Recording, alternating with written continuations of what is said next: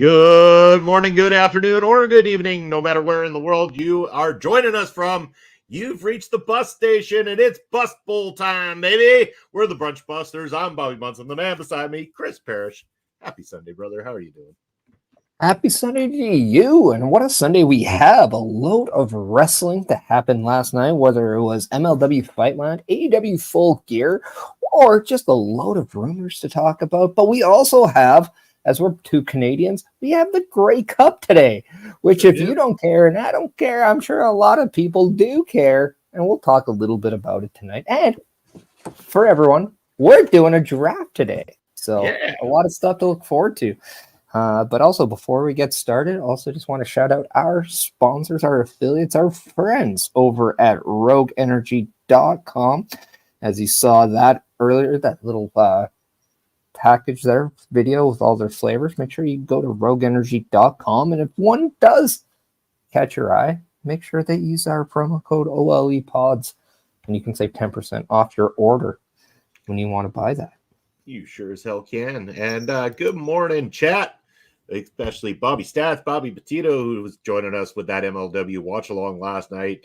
Maki Ito and Steph Delander advertised for one shot. We will talk more on that very, very shortly here, as we got a plethora of topics and interesting things to talk about here on the Bus Bowl 2.0, the second time around, but the first time around for the Canadian Football League. We did this at Super Bowl weekend last time. Now we're doing a Grey Cup weekend, so you're going to get two Bus Bowls every single year from Boston. Yeah. I mean, as for the people that maybe don't watch North American football, the Super Bowl, the big NFL game, first Sunday of every February, or this year it was the second because, it changed because it added another week to the season. But usually it's the third Sunday in November for the Grey Cup. So that's what we're doing. So we say it's the first. The logo still says first because it's the first Grey Cup. That's right. Got to treat our Canadian friends with some respect as well. As we have Bobby coming in saying, having a great Sunday. Well, that's great. Because I'm having a great one as well, Bobby. I hope you're having a great one so far. Gotta say, mine's off to a good start too. Can't complain. Beautiful outside. There's sports on TV. And we had a great week of professional wrestling, to say the least. Yeah, and we had an MLW watch along. Let's maybe start there. Let's start with probably the biggest shocker of the night, and that is Alexander Hammerstone returning, but not necessarily on the side of MLW, but with the World Titan Federation. Yeah. If you want to talk about the fool of the year, I think that's the fan base, because we all thought he was done.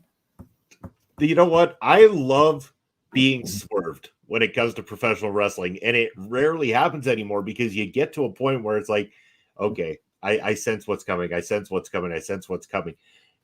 This right here was phenomenally executed in every sense of the word, from the moment those lights went out to the moment they came back on and Hammerstone standing there. We had already been previously distracted by another big blonde dude kicking ass and taking names inside that ring, wondering who is this guy. And then next you know, the lights go out and bang, Hammerstone standing there on the side of the World Titan Federation, taking out the Bull Fight Club, leading me to believe that depending on how long they've got some of these people still able to show up, that they could be building up towards the actual War Chamber matchup, the World Titan Federation versus the Bull Fight Club. And oh my God, talk about the amount of experience and greatness that you would see within that battle.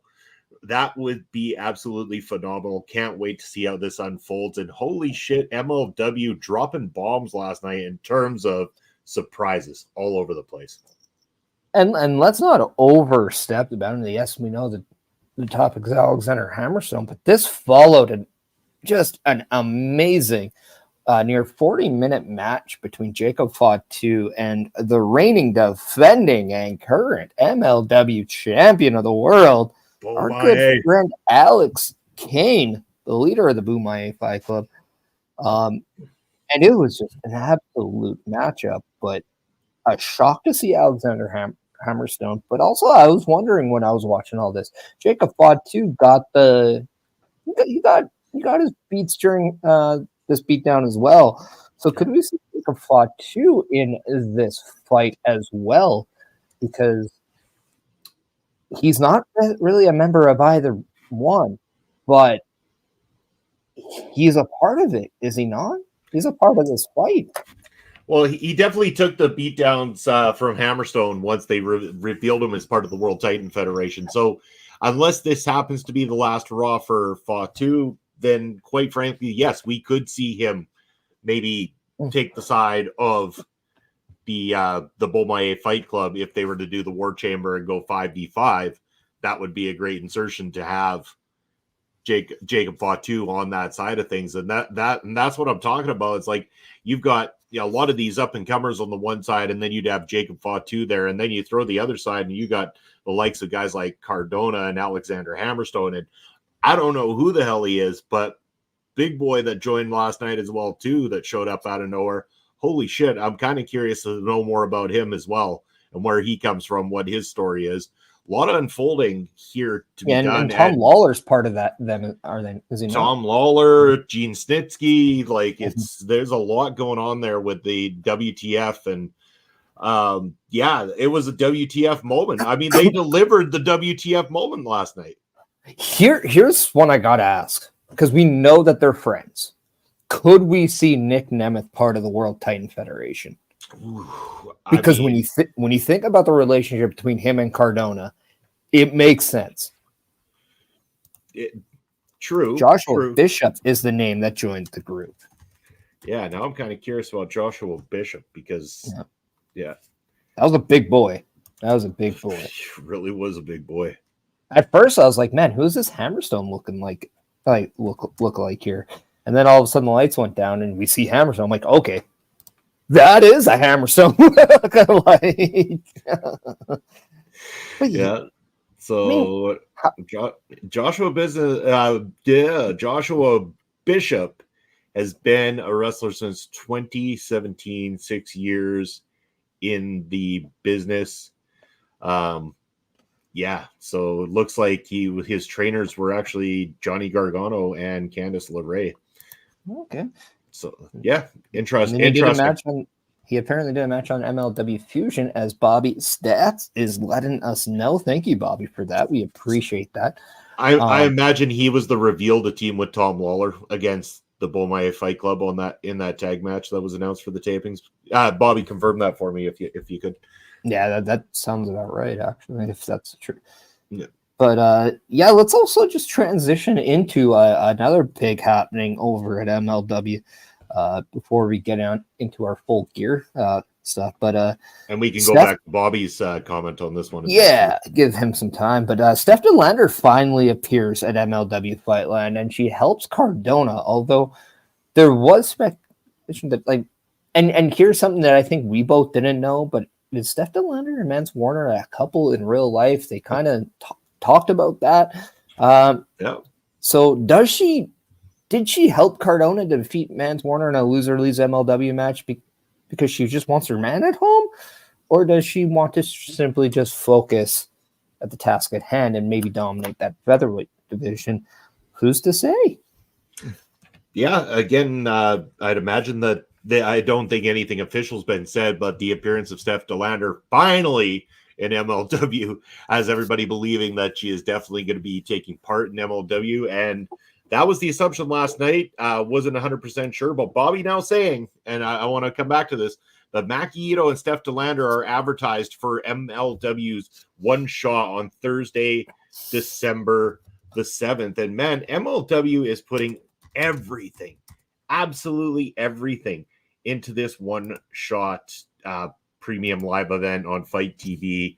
This is now, with that announcement, would be 5 matches listed on this particular card, with, for the first time ever, and again, I'm assuming, Bobby, that this is on the main card as well too, and if so, that means for the first time ever 2 featherweight matches being featured on the main card for MLW that night. So that's massive in itself. Steph DeLander being there. I think Bobby mentioned Faye Jackson was the one with the Beaumont Fight Club. So now you're starting to add Faye Jackson into the mix when it comes to the featherweight division. Like, we are really starting to build a much stronger featherweights division within MLW by doing all of this. And again, it wasn't long ago we're looking at, Delmy Exo, Becca, starting to really, spearhead a lot of that as of late. Janai Kai comes in. We've got Tiara James in there. Now you've got Steph DeLanders, your Faye Jacksons. Like, man, this is heating up and going to a big place. What's cool about it is I also thought about the fact that if you wanted 5th members in a War Chamber match, maybe for the first time ever, they could go the way of having Faye Jackson on the side of the Beaumont Fight Club and have Steph DeLander for the World Titan Federation and let him go. Is Faye Jackson? I've never seen Faye Jackson in a ring. Is she an in-ring competitor, or is she mainly used as more of a valet, kind of a... No, 100% in-ring competitor. Yeah, okay. Yeah, I didn't know, so I have to ask.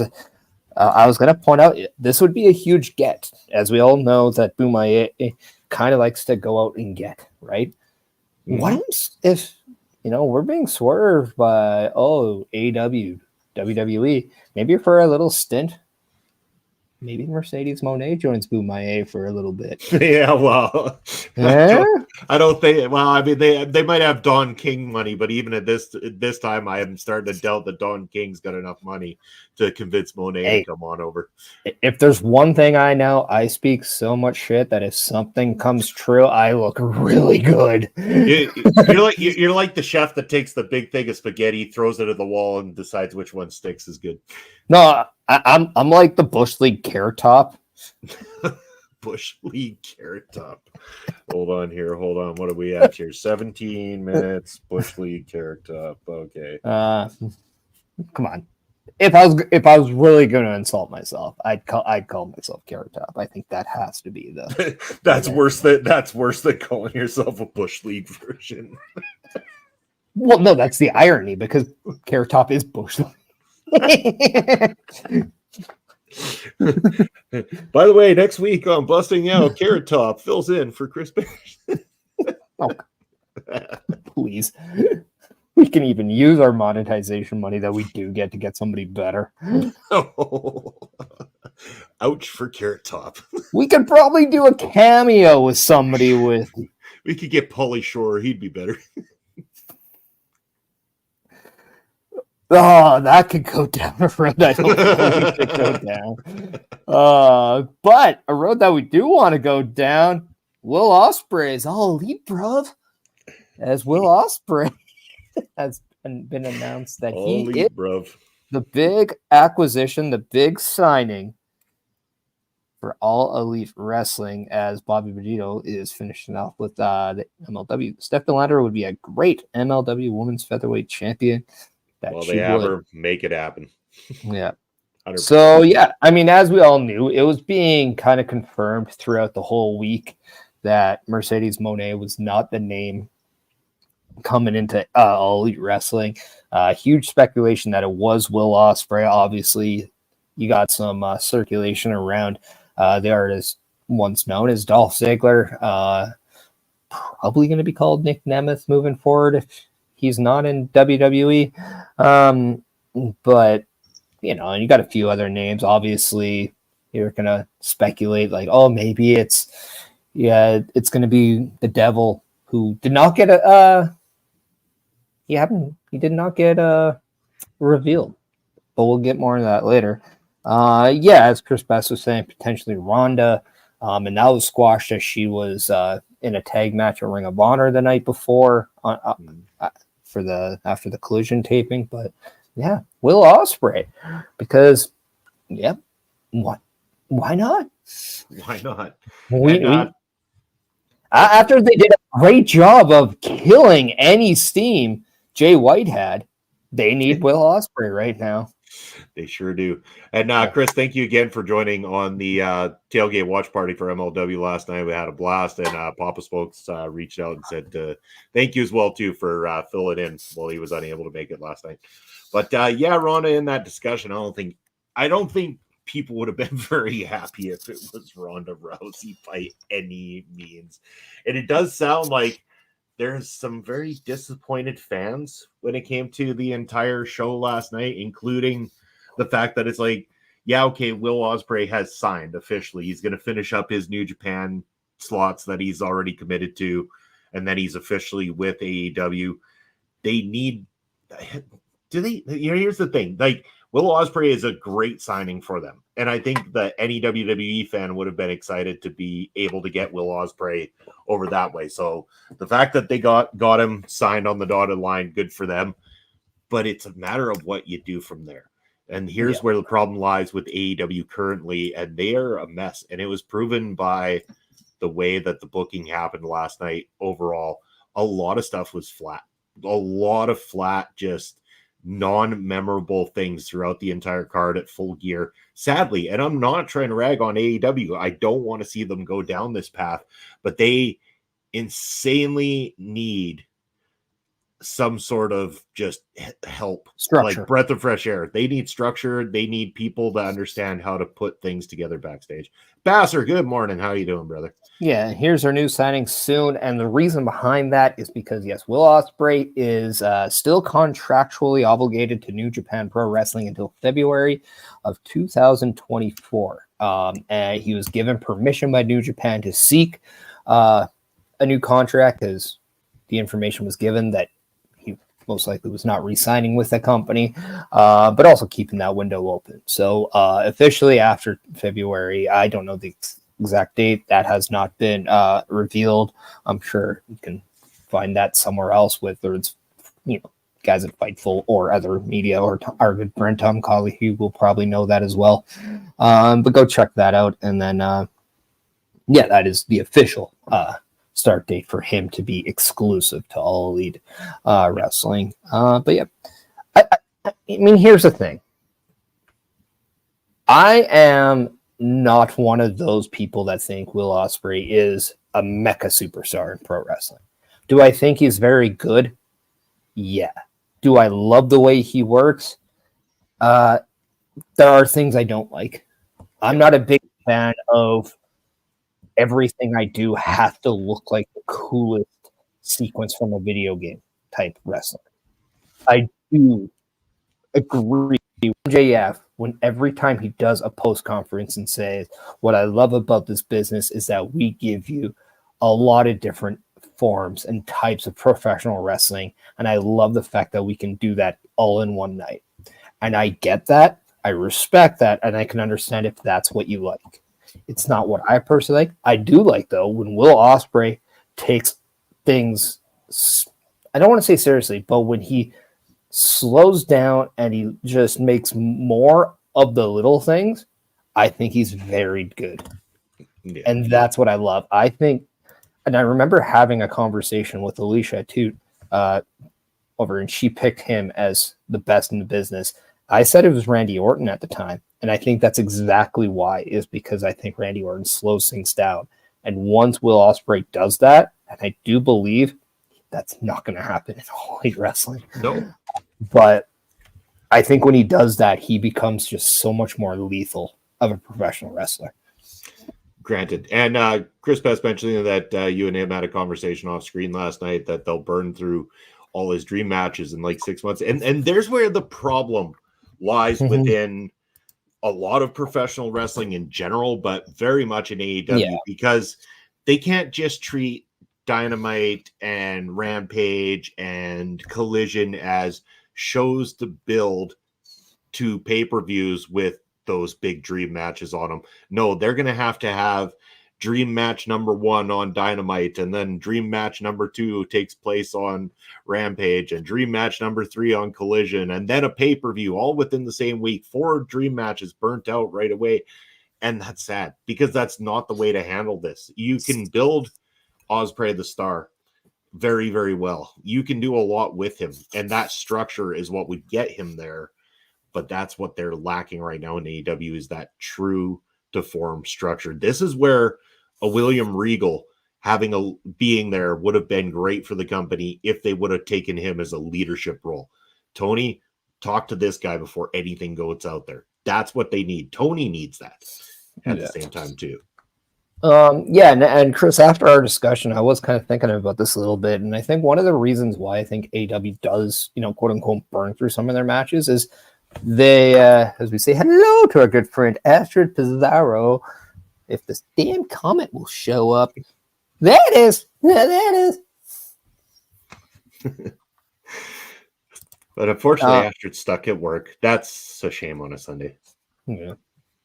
But yeah, no. One of the reasons why I think is AEW does a partnership with a lot of other companies, right? Whether it's New Japan, whether it was Impact, whether it was any other company, right? And then they're bringing in their said big name, and maybe it was Will Ospreay at the time with New Japan, and they're like, oh, we might not have him for a while, so let's get these matches in there because they do need the ratings, they do want that, they care a lot about that. Those are helping with their television deals right now. So I can understand it from their end, but long-term wise, I don't agree with how it is because they are going to go through that. I wonder now if there's going to be more of a slow burn with Will Ospreay because they know they have him locked up, because they know there's there. You look at what they're doing with guys like Adam Copeland there now. He is still doing the same story from day one. And I think that's kind of something I'm starting to take in as a pattern with AEW. The MJF with Adam Cole, they've continued that instead of rushing to the finish that we all thought was going to happen right away. So maybe there is hope. So I do see examples of this long-term happening, and I really, really do hope that this is something that we're going to continue to see. Bobby Donino coming in saying, Will Ospreay said on Full Gear Media Scrum last night that he would like to wrestle against Andrade El Idolo and Miro and MJF and Kenny Omega. And all those matches in the same week. Yeah, and here's the thing. I think when you ask anybody who you want to work with, you're going to get a list of, I want to work with this guy, I want to work with that guy. Why? Because I think these guys are really good. The internal respect between workers and professional wrestling is off the charts. Oh, that's something. Barry Monkey, Impact fans. Yeah, how are you doing? I know. Happy early evening to you, Barry Monkey. Happy Sunday, Barry. Yeah, there we go. There we go. Impact fans have been convincing themselves that Will Ospreay was going to be TNA's big star. I can't wait to see them try talk it up when it's $top. Flop dollar to the Impact Zone, and then he says hello. Wouldn't happen any other way. But no, I don't know, I personally see examples of AEW trying to do more things, like even the Swerve and Hangman match, which, I mean, we might as well just start transforming into the Full Gear, where MJF retains Julia Hart and Tony Storm win their win titles. Blood apparently isn't thicker than pulp, as Jon Moxley lost to Orange Cassidy. But what you need to know, or because it's on their show, forget about Full Gear, as we all convinced last week, words of wisdom is not a thing. First of all, blood isn't thicker than pulp is a much better tag than anything that happened in the match between Ospreay and Pockets, just so you know. Then what? One match? And Moxley and Pockets. Oh. Pocket boy.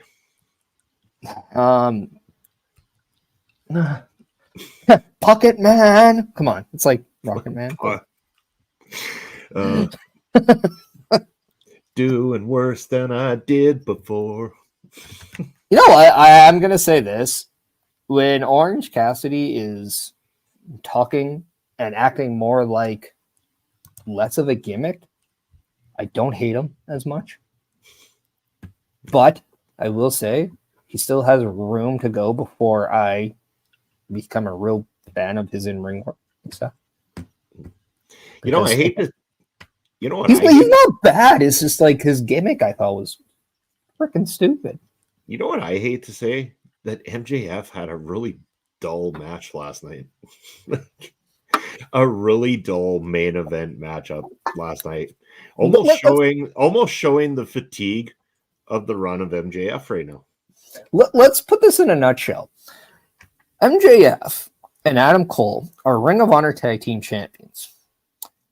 Adam Cole's hurt.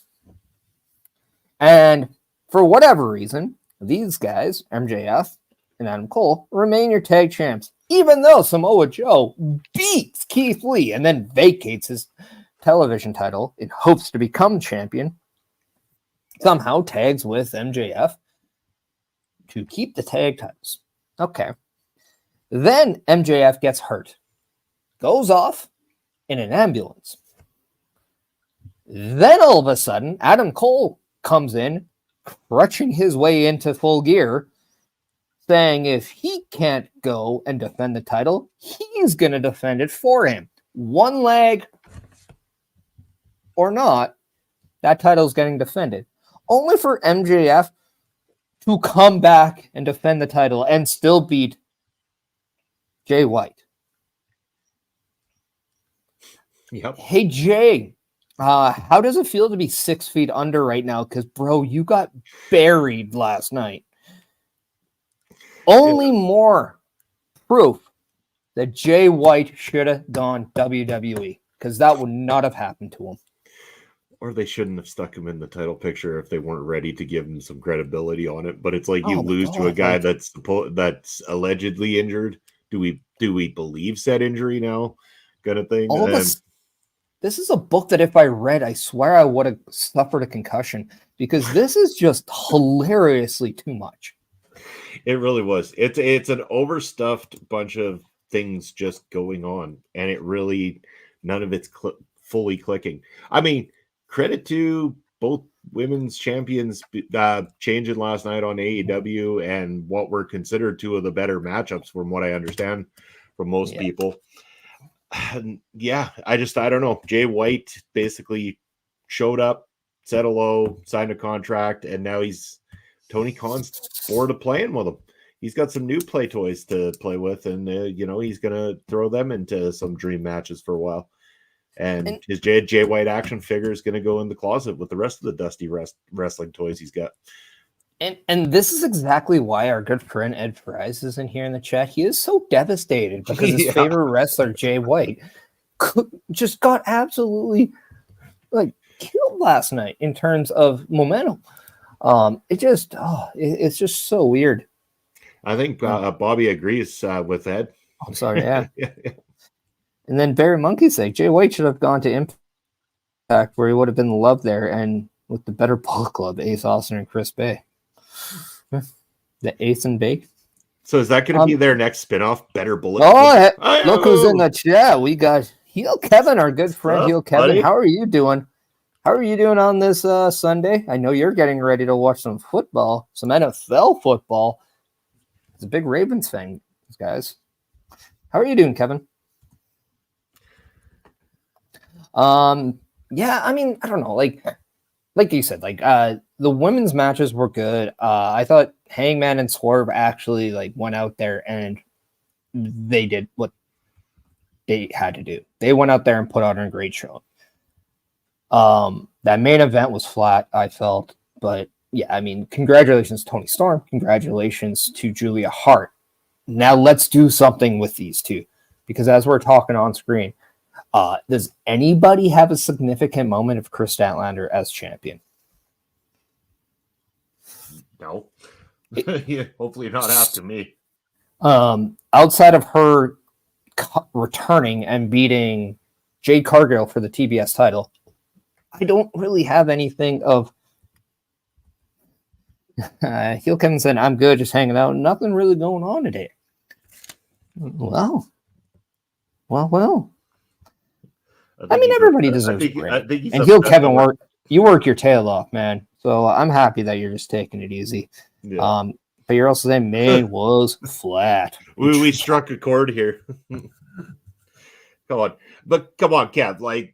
Looking at MJF's matches, was that his better match last night? I mean, everything about it just kind of felt, especially it did not feel like Vince McMahon level booking with the whole like, oh, I'm back from the hospital, jumping out of ambulances, coming in for a main event matchup, and I'm injured, and the guy I'm fighting has no chance because I'm the best.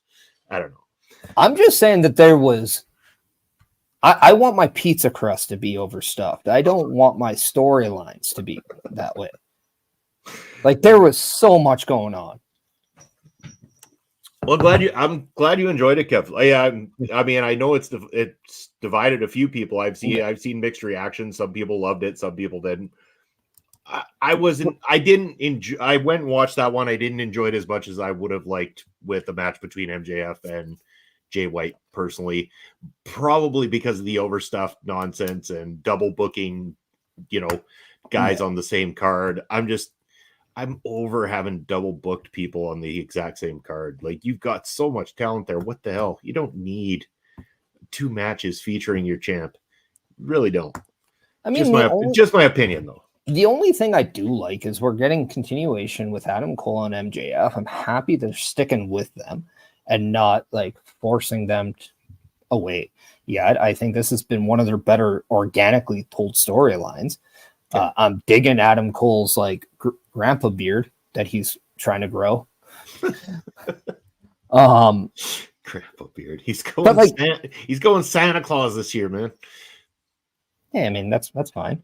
Ho ho ho, baby! Come on. I know. Personally, I'm just not a fan. This too much stuff was like what I hated about John Cena runs, what I hated about like Roman Reigns matches right now. It's the only thing I had that looked close to an Edmonton Eskimo jersey because it's the Canadian Football League Championship. I don't own a CFL jersey. And guess what? Your Ravens win a championship. And then before you take crap, if I had a Lamar Jackson shirt, you know what I'd probably do? I'd probably run the ball with it. I don't know. But Kevin, at least he's not wearing his. I'm not a Packers fan, dude. I'm a Saints fan. But they have a bye week. Just be thankful he's not wearing his Nia Jax #1 fan t-shirt today. So, oh my God, if she was in the main event, that would have been so much better. Oh, he's in an ad, so he has no idea what we're saying. Terrific. So you just keep the trash talking going, Parrish. He can't even hear you. Perfect. Maybe you should subscribe then, Kevin. We'll just confuse the people of the ads. Bear Monkey said he has an opinion, but he fell asleep. I don't know. Like, for me, the main event was not my favorite match of the show. Oh, ads are over. Take 2, go. I think. Didn't it start with me saying that you should be lucky that Parrish isn't wearing his Nia Jax #1 fan T-shirt today? And then it led to a whole bunch of trash talking from Parrish. You should have heard. Like, this is the kind of level of shit that get us canceled that he was saying to you, Kev. It was terrible. Oh, man. Great. I mean, if only you subscribe, you could have just not had those ads. Or watch it on YouTube. Well, there's that too. Yeah, but no, I don't know. Like for me, I just too much in that main, man. Like I preferred other matches like a lot to that. It's funny. Maybe not so much the Young Buck Jericho Omega match, but I mean, I love Julia Hart having her moment. The Jax fight is back on. I mean, and by the way, we're talking about an overstuffed main event for AEW, but then we were fucking praising the one in MLW, and don't tell me that didn't have a lot of overstuffedness towards the end. Yeah, but there's a difference though. It's not like MLW's touting every match to be a 5-star match here. No. Like, we're not over analyzing every little thing. AEW's been doing that. Their fans do that.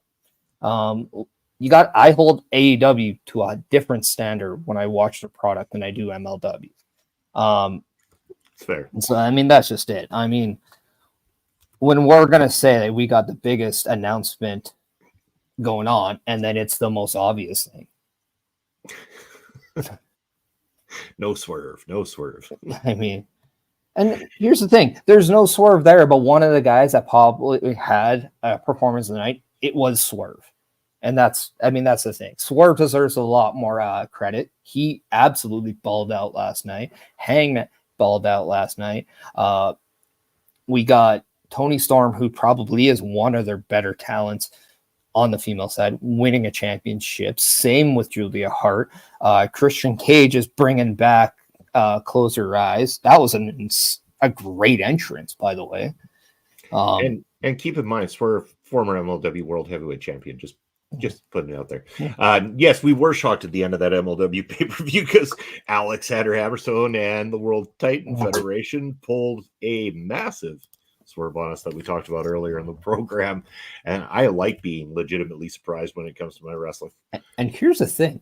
I never said she was amazing. I just said she has more heat than anybody.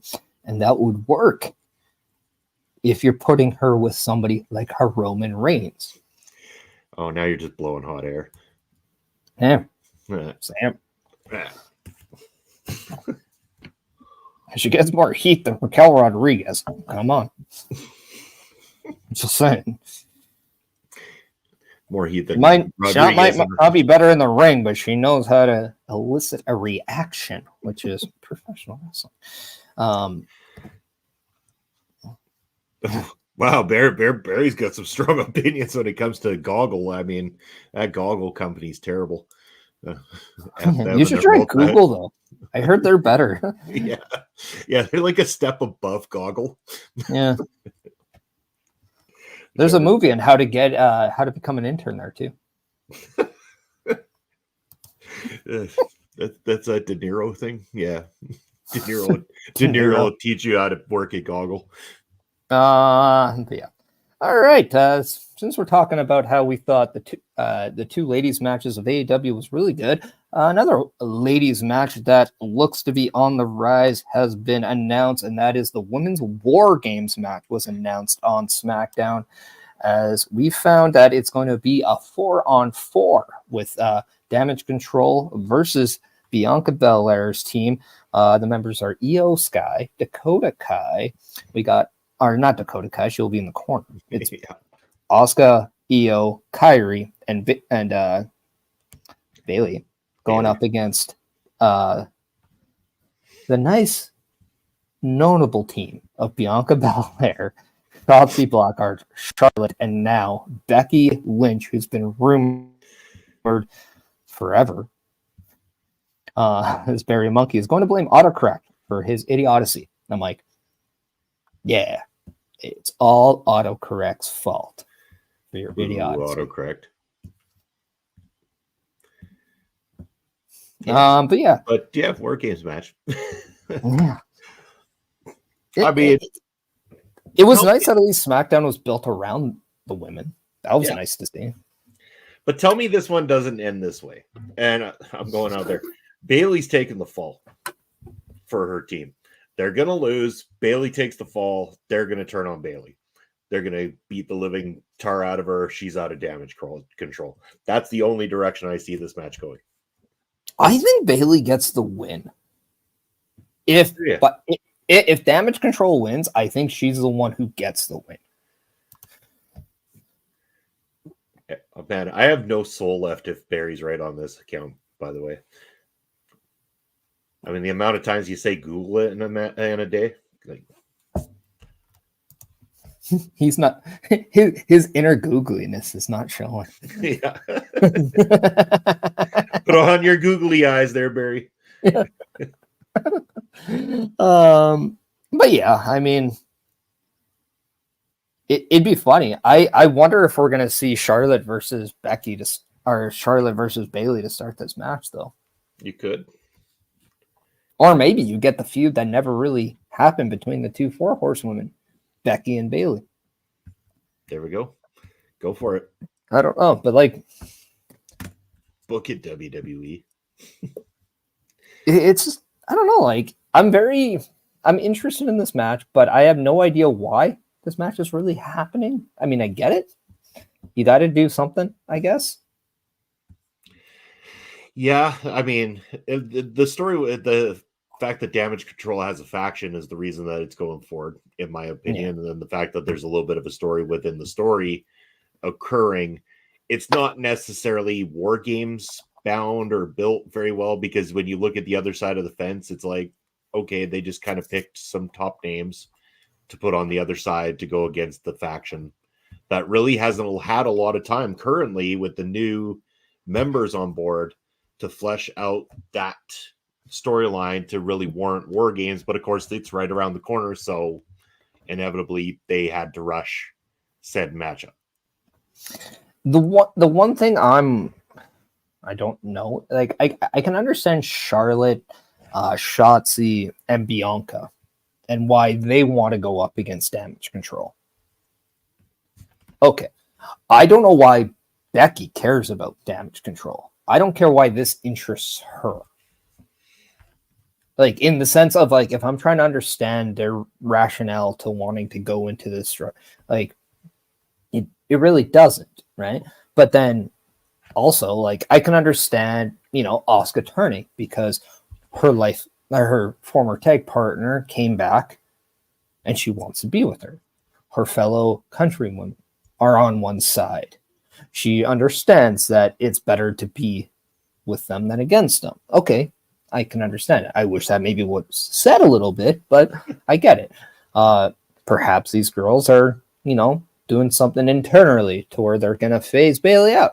Okay, cool. They're thinking, they're thinking 2 steps forward rather than walking 1 step behind. I get it. But still, I just go back to, why does Bailey care, or why does Becky, care about being in this match, other than, no, we just need a big name to be in this match. And during SmackDown, we had Bianca trying to get Mia Yim, trying to get Zelina Vega. They both get beaten up by Damage Control. Apparently one backstage beat up means that they can't go for 8 days. So we go with Becky. And yeah, so I don't know. Like, to me, it's a little too thrown together. Doesn't it feel like it kind of just like, I'm not saying that the other, like, Mia and Zelina are definitely on Becky's level, but it's like those were your first picks and they take a backstage beating, and then next time it's like, oh, well, by the way, now we got Becky. Becky was option 3 when it came to choices for the team. What makes no sense to me is that, all of a sudden when Mia Yim and Zelina are healed from their attack, they don't want anything of Damage Control for taking them out now. So do we think we'll see Xia Li in the match? No, I really don't. I mean, here's the thing. Do they go 5-on-5? And if so, who goes on the team of the baby faces then? Because it took them a full episode of SmackDown to get a 4th. In comes Nia Jax. It's like, who do you pick that makes sense in any of this, though? Yeah, I don't know. And again, like, it's very little build as it is, so adding people at the last second just feels too rushed. I really think they should stick to what's advertised. It's why I wish they'd rather have just done a traditional Survivor Series elimination match over a War Games match. There you go. That would have been great, because they would have been the only ones that got it on the card too, if that was the case. Yeah. Sweet.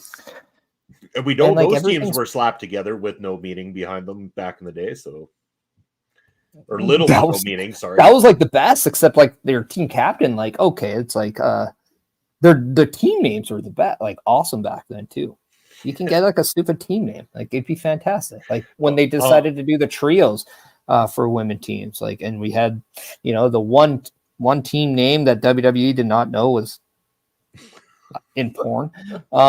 So they had to go PCB. I'm sure that the WWE had no idea. Yeah.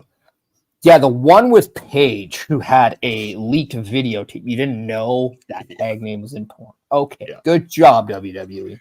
Yeah, your fact checkers are really on the ball there. You're telling me, literally, with Vince McMahon at the helm, you didn't know what was in the adult entertainment industry? What they started to do is they just took Vince's laptop and they You don't think Triple H could have type talked one to his letter. ex about that and be like, hey, fact check me here? Yeah. No, he was what they did. They took Vince's laptop and they just went to his search history and started putting one letter to everything in his searches, and that came up first when they went with the letter P, and they're like, "That'll work." Probably not even Vince's. You probably had to go to like His Laurinaitis. Not even going there, dude. Not even going there. I was thinking Brother Love more than anybody Brother else. Love. Yeah, I was. But see, here's the thing, though. I can understand. That was the backstage nickname Laurinaitis gave to himself. I can understand this comment, though. Like Xia Li with like what she. Yeah, sure. The only person now, because Xia Li is, I think, taking on Valkyria for the NXT Women's title. That would be the name I would pick then. But then it's like, okay, now, like when we talk about a stretch, I mean, I think we're there now. So I mean, I don't know. It's kind of like we've managed to stretch the conversation this far with some of these topics. You know, we do what we can here. That's right. I mean, we do what we can. And we didn't even brutally go off the rails yet either. No, in fact, I prevented that. I restrained myself. Now, I think with the time, with what we have left to discuss, let's talk. We'll say we told you we have a cup draft. We're going to give you a cup draft, but we're going to give you a cup draft.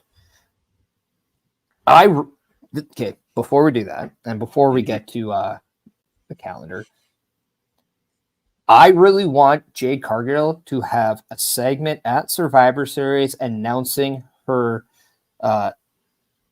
inclusion into the 2024 Women's Royal Rumble. I want her to be the first announced participant in the Royal Rumble match. That would be solid. Because, again, you keep her in the public eye that way without having to put her straight in the ring. From what I've read, a lot of training going on, a lot of preparation going on for when they do try to pull the trigger with Jade Cargill. I think that would be a great way. And the Royal Rumble, another great way to protect what they're still teaching and stuff like that too.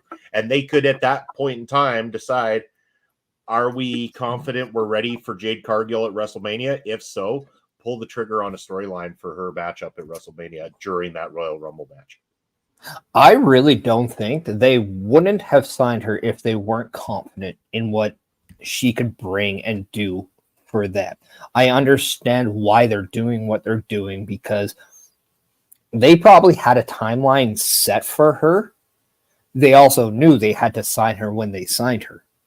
Yeah. I really think her time at the PC is doing two things. One, to sharpen her up in ring, but B, keeping her fresh, that when she is there, she's not 6 months out from her last match, stuff like that. So I like the slow burn that they're doing. They've made her already feel like a bigger star than she's ever been. Mm-hmm. And I think the right showing is at the Rumble when you get that first, even if it's a 1 or a 2, where you get that first pure entrance of her. And I would do it too, where it's like, if you're going to have her in there, have her come out, like you say, at the beginning or something like that, and then have her dominate for a while. Like, have her really show off. She gets the eliminations. She racks up some solid eliminations. And then all of a sudden you finally get somebody who can go to like one of the bigger names that comes out to go toe to toe with her and finally start to show a little bit more of that, the showcase the skill a little bit further at that point. I think too, like, what a surprise it would be that for all the slack that people would have given Jade Cargill, be like, oh, this is your disadvantage right now, your in-ring ability. What better way to surprise them by being the workhorse of the Royal Rumble? Yeah, exactly. So I don't know. It would be interesting to me, but what's also interesting to me is the plethora of shows you can watch here at our local establishment, whether it's on the Twitch side, whether it's on the YouTube side of things. Yeah, or both. If you like to double dip, that's okay. If you like to double fist, that's okay. We support that behavior here. When it comes to watching our content, that is context is key. Way to clean that one up there. I'm being told I have to. So yeah, come check out what we have coming in our local establishment this week. You've got me hypnotized. Push me out of myself. You've got me hypnotized. Whoa. I can see, I can hear, going crazy by the light. It's got me hypnotized. You've got me hypnotized. Can you hold my hand again?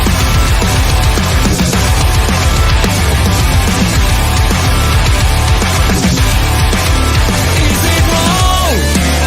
Is it right? It's like I've won my final war without a fight. I'm out of control, about to blow. I've been caught in the undertow. So toxic, but I can't get enough. That's a nice list of shows every single day this week from our local establishment. So you got something you can catch any single day of the week, Monday straight through to next Sunday when we bring you another episode of Bustin' Out. It's going to be a solid week. We've come a long way in just over a year. But what I mean, as we have, Yeah, it's a great song by On Lap. what is the name of the song in case people do want to check that out? Good. Hypnotize. That would be the name of that one.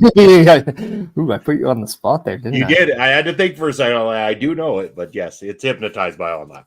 All right. And then we have a couple more. Yeah, there we go. So, Bobby, I'm going to ask you this. Do you want to talk about the reason we have the Bus Bowl, or do you want to do the draft? Well, I think we can kind of just tie both in together, Okay. maybe, because Well- it's Grey Cup Day. So Yeah. So let's end with the reason why we're doing the Bus Bowl. okay, Or the yeah.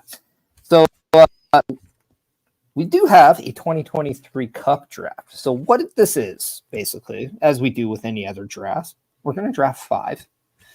Chat going to give you the ability to choose who gets the first pick here. That I think is fair. Just saying, Bobby had the either last that one. or well, I had the last one, so you could. Parrish should probably start this one. I'm thinking. I want to see if the chat wants to do something because I think that's fair. I hate just taking stuff. I'm very weird about that way. It's like when Christmas comes, I hate presents now. I just rather give people stuff. Yeah, I'm with you on that. I'm not a big advocate for presents at Christmas time. I'm a big advocate for big dinners, lots of drinks, and lots of laughs.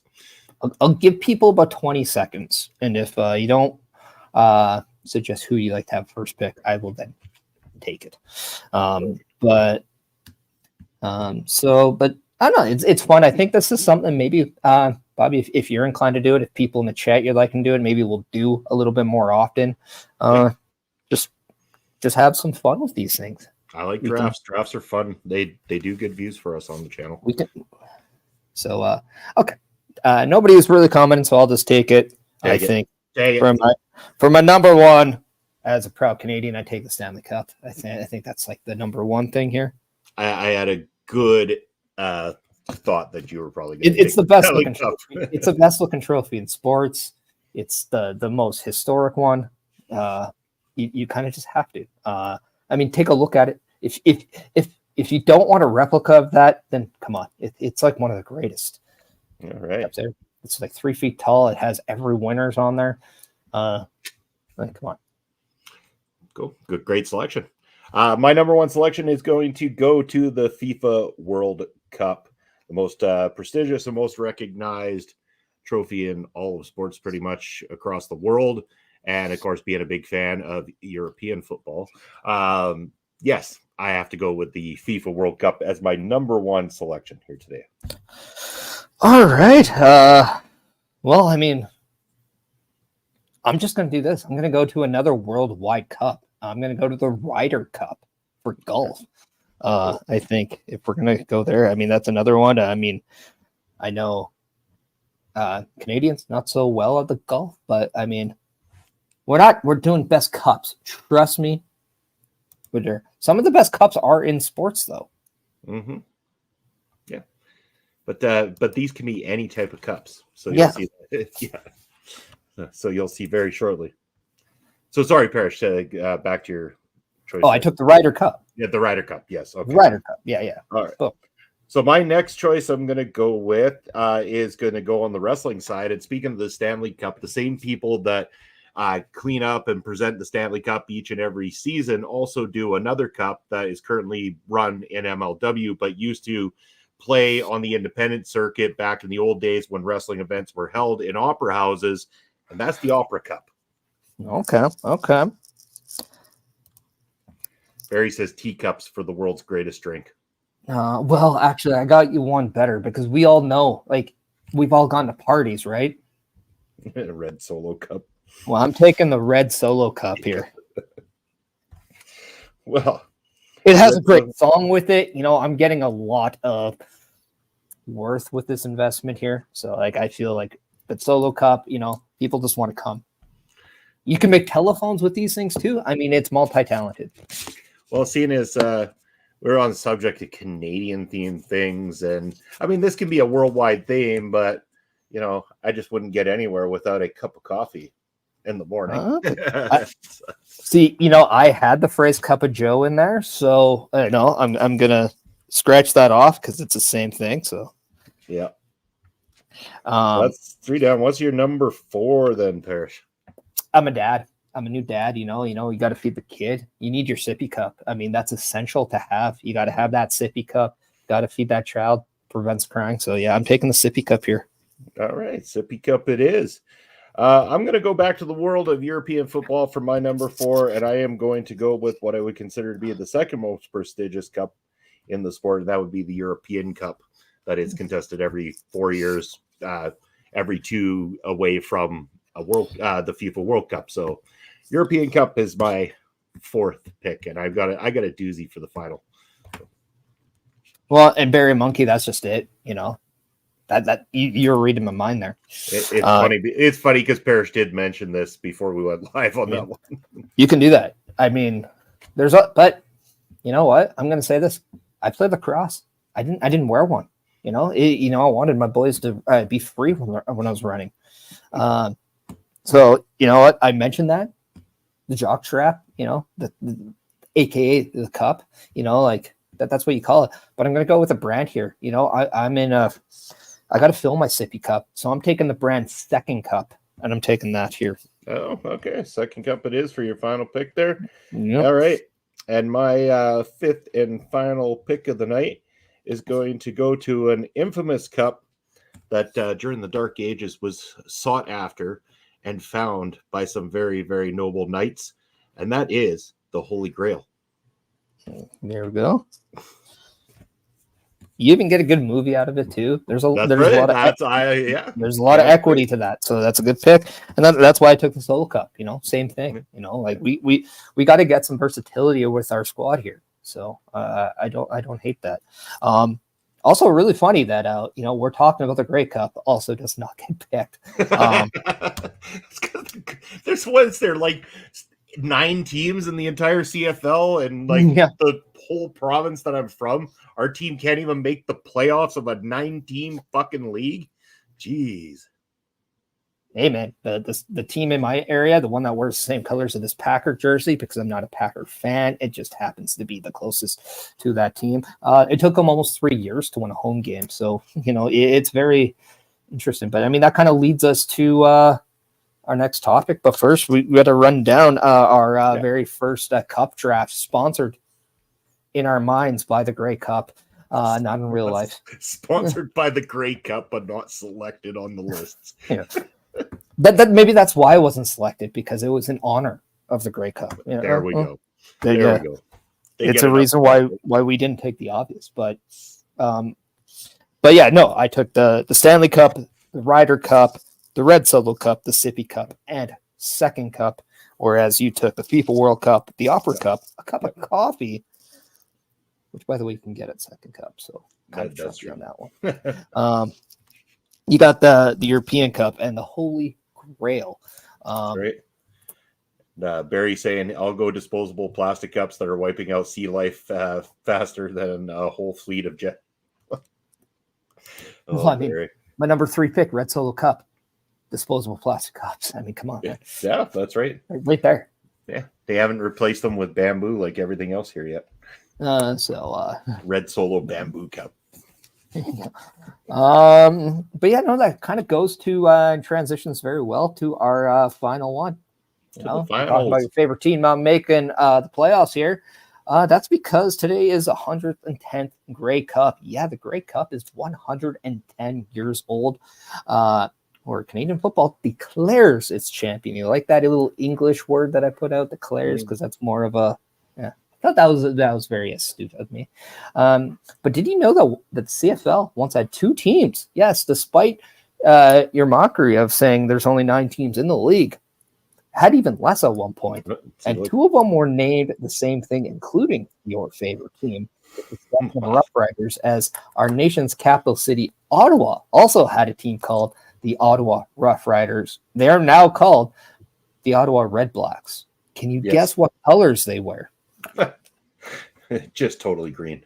Yeah, no, I mean, it's 100% true. And I mean, yeah, okay, it's Saskatchewan. I'm from here, but I don't follow a lot. I'm not sitting there putting watermelons on my head or any of the dopey stuff that Riders fans do. Yeah, I mean, it's rough because the Rough Riders barely ever make it. And even when there was 2 Rough Riders teams, well, they didn't always make it either. But it's been joked about for years that, yeah, the CFL with that minimal amount of teams couldn't come up with anything creative way back in the day other than to have 2 teams with the last name with the name Rough Riders on them. Glad they switched that up more modernly when Ottawa made a comeback. Yeah, Ottawa kind of had a team, lost his team, had a team, lost his team. They've done that a few different attempts. As you know, you had the Ottawa Renegades, which I thought was a great name. That to me was still my favorite name for the team. Even though the Ottawa Rough Rider stuff looked cool, I actually very much liked the logo and stuff like that, even though it's just a helmet. But as opposed to the Saskatchewan Rough Riders, where it looks like a John Deere tractor. Yeah. But at the same time, like when we talk about this, though, people really don't understand. Like, just like any other place, you probably have a local team that has just taken over. The Saskatchewan Rough Riders has taken over Saskatchewan. Oh yeah, especially the Regina, Saskatoon area, right? And I can tell you why. A lot of it is just due to the lack of like major sports teams here in general. So the fact that you can get a televised game, like it works that way with lacrosse here too. You could have asked people in Saskatoon. Oh, let's not get started with lacrosse, please. No, but that's a sore subject with me still. I know, but what I'm getting at is you could have asked people in Saskatoon and area about 10 years ago if they were interested in lacrosse or cared about it. They would have been like, huh? And then all of a sudden we get a team here that's televised and it's like, holy shit, let's sell the place out. And that's the thing about people in Saskatchewan. If there's an opportunity to go and drink, to be rambunctious and possibly get seen on TV making a fool of yourself, Saskatchewan people are there slapping watermelons on their head and acting like doofuses and throwing beer cans at their opponents. Yeah, somehow Saskatchewan Rough Rider fans are the only ones in Canada that somehow get tailgating, where I do not understand. If there's one thing Canadians can really say to Americans, well, we do better than you, it's drinking real beer. Somehow we don't do that in the form of tailgating like the Americans do with their NFL games. It's wild to me. I just don't get it. Like, we're more idiotic when it comes to hockey games than we are with CFL. And CFL, you get to do it outside. We're not every game is in cold weather, even though this is not cold weather that we're getting, which is very different. Warm beer. What are you talking about, Barry? No, warm beer. Real beer. Real beer. Real beer. Dude, it's never warm in Canada, so how do we have warm beer? What we do is when we get to a house party in the winter and we're bringing a flat of beer, we just put it outside in the snow. We don't even waste room in the fridge. That's just how we roll. And when you rent a hotel in Canada, the first thing you do is you go to the ice machine and you fill up the tub full of ice so that you can have lots of beer. And you can just always shower with sink water. Oh, okay. So here's a great story. So I was at the Cauliflower Alley Club, right? Yeah. We took our garbage can from our hotel room. We filled it up with ice, went and bought beer at the kiosk in the hotel, and then we went out to the pool area with this in tow. It was a good sized thing. I think fit about 12 beers in here. And it was like 10 a.m. in the morning, and we were rocking the party. And then we ended up having this like epic Canadian wrestling photo with so many of the Canadian independent wrestlers, which was just awesome. But yeah, absolutely great. That's a thing. Like we do that. We get creative when drinking beer in Canada. That's for sure. We sure do. It's always been a thing, crazily enough, and we love that portion of it. But beer and Canada go hand in hand. But back to the Grey Cup. That was our off the rail. That was our offer. But I mean, I think it's okay when we're talking beer. I mean, of course. Anytime you mention beer, you can go off the rails. Yeah. But Chris saying, my buddy came over one night for the Royal Rumble. My fridge was full of food, so we put our beer on the balcony in the snow to keep it cold. Yeah, 100%. That's yeah. You can't like the food. You don't want it to freeze by putting the food outside. So you leave the fridge for the food and the balcony for the beer. It's smart Canadian living right there. And it's just also if feel Kevin, you really want an indication of what Edmonton's CFL jerseys look at? Just watch Green Bay's right now. They're like identical. So hence why I wore this. It was the only thing close to a CFL jersey I have.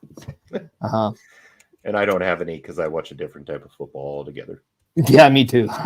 So I watch NFL. Totally different. So you're looking at the scoreboard that's behind Bobby right now. You see the two Rough Rider names, right? Yeah. But what you also see is down 4, which does not happen in the CFL. It's it 3 down. And they have a route where you get a point if you miss a field goal, but it goes through the end zone and it's not returnable. Yep. So nothing's more Canadian than, hey, we'll give you a little something when you fail at doing the task at hand. It's a participation ribbon. Just like you can't lose marks if you don't know your name when writing a test. And we wonder why people... Hold on. I had a teacher that would have docked you marks back in the day for writing your name that's wrong back in the test. day. They had brass back then. Back in the day. Say it like I'm like ancient. No, but like it's the same for me. Our childhood had so much more brass than we have now. Why I feel so bad for my kid because he is getting that brass back. Weren't you like a freshman as I was a senior kind of thing? I was a newborn when you were a senior. Yeah. If you're gonna lay that one up for me, I'll take it. Okay, well, I mean that would have worked if Papa Smokes was on screen with you right now, but you know. Oh no, I was just the broken condom before the wound when I was a senior.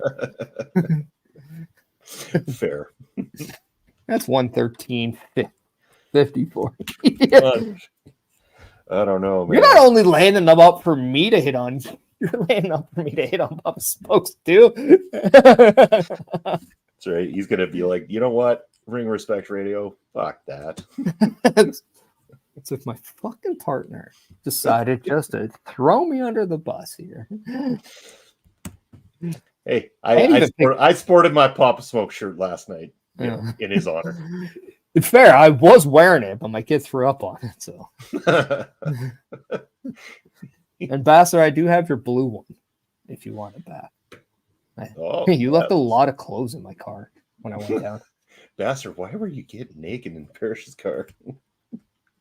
Because We all know when Bastard shrinks, there's a different beast under there. Bastard becomes a different person. Yeah. He goes from insanely entertaining to incredibly entertaining. If the Incredible Hulk was real, that's what would happen. He would just take off his clothes because, I mean, the true story behind it is the Bastard, when he was on the fan side of things before he was taping wrestling matches, used to wear about 5 or 6 wrestling t-shirts to a show and just like strip down based on who was coming to the ring. It was a sight. It was a sight to see. That's for sure. Barry, have a good rest of your Sunday. Heading out, saying goodbye to Chris and young Bobby.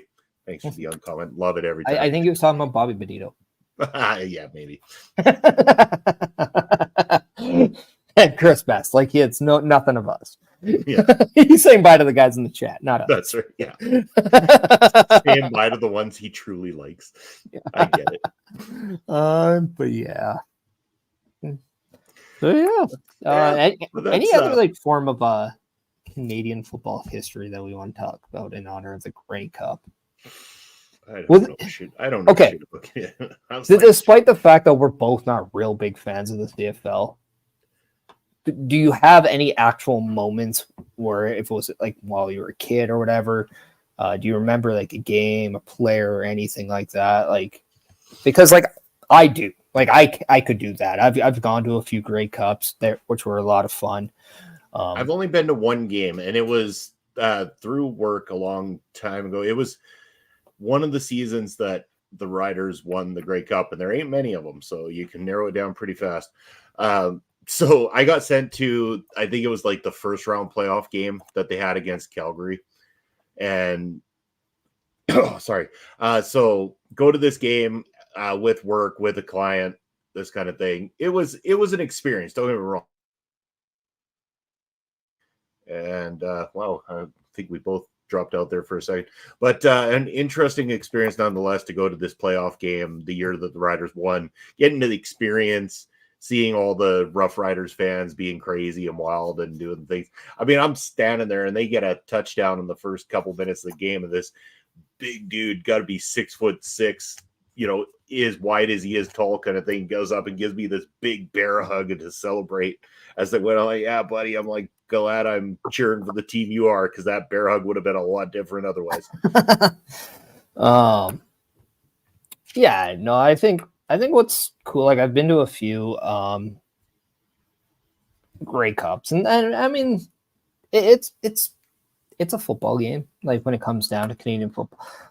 To me, I think some of the halftime shows are fun. I mean, Green Day, and I really hope on a Canadian Football League game at the halftime show they play "Don't Want to Be an American Idiot." That'd just be hilarious to me. Which, by the way, people, if you want a sad stat about the Canadian Football League, there has been a team from the United States that's won the Grey Cup. You do realize how funny it is that you mention Green Day in that sense, and they are the ones slated to be playing the halftime show today. That's what I'm saying. Oh, that's why you brought it up. Okay, yeah. I thought you were referencing a different time that they had played it. No, I want in the halftime show for the Canadian Football League's Grey Cup, I want the first song to be "I Don't Want to Be an American Idiot," because it fits so well. Well, and then they can play their new single, which is "The American Dream Is Killing Me," and just totally slag off Americans the entire time. All of a sudden, Billy Joel and the rest of Green Day are moving to none of it. So yeah. Yeah, they could talk about Canadian politics. Oh God! Oh Jesus! Yeah, and talk about. But they'll get free Band-Aids at the hospital. That's right. Yeah. That'll help lick their wounds when they have to go pay a carbon tax next week. So here's the thing: out of 110 Grey Cups, the team that's won the most has won 18. Followed by 14, followed by 12. One of those teams are in the Grey Cup today. Can you guess the top 3 Grey Cup winners of all time? I'll give it a shot. I'm guessing that Montreal is in that equation, possibly. That would be a strike number one. Strike number one. Okay. Well, if that's strike number one, then I'm going Toronto, BC, Winnipeg. Well, you'd get 2 out of 3. Okay. Toronto is the number one with 18, followed by the Edmonton Eskimos at 2 with 14. Oh, shit. There you go. Followed by one half the participants in the 110th Grey Cup, Winnipeg Blue Bombers at 12. Papa Smokes' favorite team, Winnipeg Blue Bombers. So they're looking for lucky 13 tonight as they're going up against the Montreal Alouettes.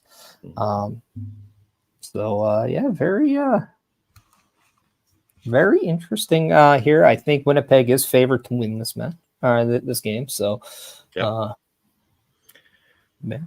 Yeah. Well, and if you want to see what a mess someone becomes, whether win or lose, go reach out to Papa Smokes later, and you'll find out just how messy things are going to get. So. Yeah. Well, I mean, a lot of people would be surprised, but you know who used to be an Edmonton Eskimo? Annette. Oh, Mr. Yeah. We're done. Yeah. If you smell. No. He used to be a Calgary Stampeder. That's right. Yeah. Oh, you're talking. Yeah, I'm staying within the bloodline here. Hail to the chief. Yeah. No, Roman Reigns used to be an Edmonton Eskimo. In fact, so did the father of Bret the Hitman Hart. Stu Hart used to be an Edmonton Eskimo as well. Yeah, what the hell did Stu not do in his life, though? He fought a grizzly bear. I'm sure he fought grizzly bears and built most of the hospitals throughout the country. He was the Canadian Chuck Norris, all right? That's what he is. He's the Canadian Incredible Hulk. No, I mean, some guys, there were a lot of famous people that played in the CFL. So interesting. And one that comes to mind, Warren Moon. I mean, shout out, not only because he follows me on Twitter, but he also was a Hall of Famer quarterback in both the CFL and NFL. That's pretty hard to do. Doug Flutie, he had his own cereal. He had Flutie Flakes. So, yeah. I mean, hey, man, if you can live your life, then I once had my own cereal. I mean, that's pretty cool. Not too bad. Not too shabby, Dave. Not too shabby. Well, what's not too shabby is probably looking at the time and looking at the numbers. Everyone's getting geared up. Everyone's excited. They're ready to go watch some sports. So, the tailgating's over. It's time for food. It's time for fun. It's time for football. Yeah. I'm like, fuck it. Chug it. Football. Who are we rating out today, Bobby?